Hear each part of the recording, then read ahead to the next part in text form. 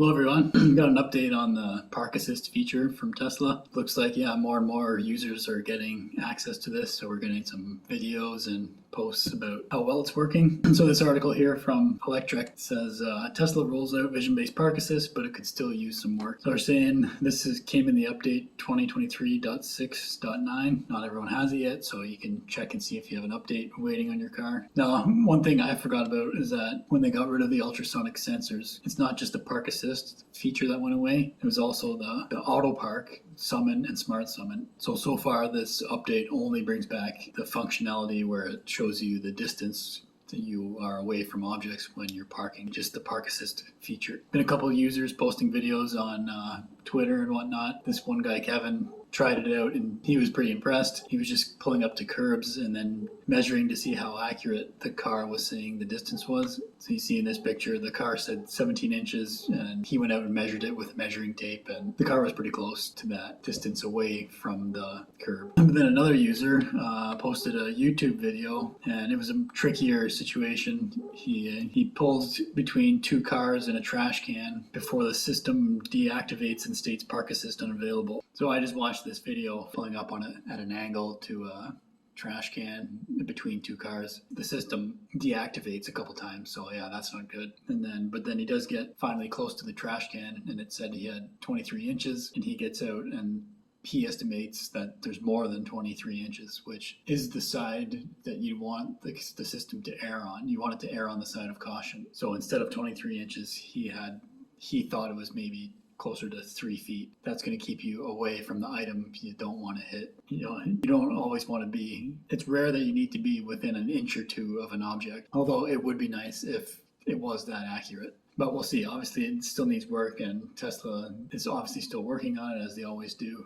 They still need to bring back the other features that I mentioned, the Smart Summon and Auto Park. But it does look like this feature's coming back. Then another guy mentions that it doesn't like his bike rack. And my first thought on this one was, well, my 2014 Model S with the ultrasonic sensors, if something's blocking the sensor, it's going to think something's there and it's going to tell you to stop. So there was times when I had snow on the sensor, or if I had a bike rack or something physically in the way, it would tell me to stop because something is there. So I'm not sure if you can really knock the system for this. It would be nice if they can find a solution to the problem of, if you put a bike rack on the back, can the system know that it's supposed to be there and it moves with the car? That'd be nice to have, but I wouldn't fault this new system yet for not recognizing the fact that he has a bike rack on his bumper, because the ultrasonic sensors, in my experience, did the same thing. If something was there, even if it was attached to the car, it would sense that thing and tell you to stop. Now, Electrek here, in the last part of their article, they do make a good point here, I think.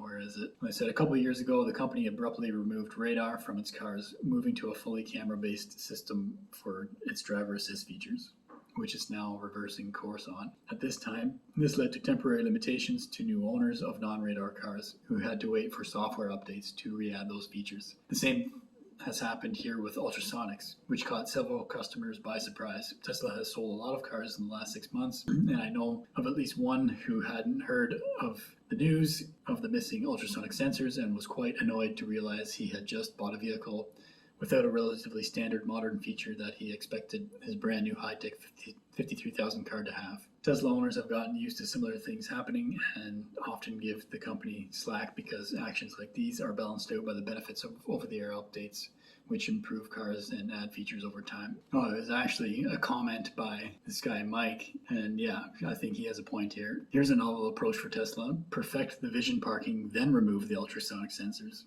And he's got a point there. Have a solution at hand before you take away the feature that people already enjoy. Tesla has a habit of removing features and tech without notice, like the performance Brembo brakes, lumbar controls, radar, USB ports. So I guess I would say this seems like maybe one of the downsides of Tesla trying to innovate so quickly. they saw that, yeah, we can probably solve this parking smart summon problem without the use of ultrasonic sensors. Underestimated how much time it would take to have a solution. So they went ahead and removed the ultrasonic sensors, and now it's been 6 months and they don't have a very good solution. Looks like they will get a solution eventually, but it's taking longer than expected. Something Tesla has been famous for. The solution usually comes, but it just takes longer than expected. So I guess possibly in the rush to save some money per car, which it will be saving them a lot by getting rid of, I think, like a dozen ultrasonic sensors, they might have done it prematurely, and now some customers are upset. Then again, this thought just popped in my mind. Maybe Tesla can they have such demand that they can take that risk and like inconvenience some customers for a short period of time, as they know that Tesla is working on a solution, and once they have it, it'll come in an update, and you click a button on your phone and you wake up that morning and the problem is solved. So I guess they're willing to take this risk and put themselves in a situation where they're forced to fix it. Whereas like if you keep the ultrasonic sensors, you're like, oh well, we have a solution that works. You're less motivated to come up with the new solution. But if you just pull the band-aid off and you're like, no more ultrasonic sensors now, and we've got complaints coming in, we need to solve this problem. Maybe that's how Tesla looks at it. They say, yeah, we see a way to solve this problem, but without the ultrasonic sensors. So let's get rid of it.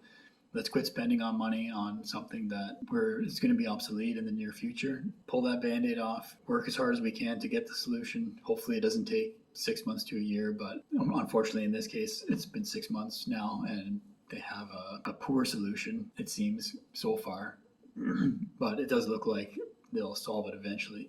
So maybe that's the angle they're taking. Don't use it as a crutch, just get rid of it and let's solve for the new solution. And yeah, so you'll have some upset customers along the way, but eventually they'll have the updated version and they'll be happy. Could just highlight how far ahead Tesla is, and that they can take these risks, and they're not worried like, oh, we might piss off a few customers, but in the long run, we'll have a solution and the damages will be minimal. So yeah, that's my little piece on the Park Assist. And one other thing I wanted to mention, a bunch of articles out right now about Ford prepping for its second electric truck, Project T3. My first thing that came to my mind was Terminator 3, whatever its code name T3, at its future Blue Oval City EV mega campus. They want to begin production in 2025, and they hope that this factory will pump out 500,000 trucks per year. Automotive plants prior to this would make like 200 to 300,000 vehicles per year. So targeting 500,000 electric trucks per year. And they also mentioned a smaller footprint, 30% smaller footprint. They seem to be learning from Tesla and trying to make the same moves. And yeah, I would say it seems like Jim Farley, the CEO of Ford, does seem to see the writing on the wall and is admitting the problems and trying to fix the mistakes, making big moves to try and become a player in the electric vehicle space of the future. They are number 2 for sales in the US for electric vehicles. Hopefully, yeah, it can work out for them. But I think this transition period, 2023, 2024, and 2025, it's going to be a rough go for companies like Ford. From what I've seen from Jim Farley, he's not playing the politician. He's telling it like it is. He's admitting they have issues. Now they've broken out their Ford Model E, which is their electric vehicle line. So we'll get to see the financials for that side of the business, which aren't looking good at the moment, but it's to be expected. Tesla went through rough times in the early days, but he does seem to be making an honest effort to make this transition. This new factory for this new truck seems like is evidence of pushing in that direction. So yeah, that's my update on the parking sensors and Ford's new plant. My name's Evan Bertrand. This is the Evergreen channel. Subscribe if you like. You can click on the wheel on the bottom right. And thanks for watching.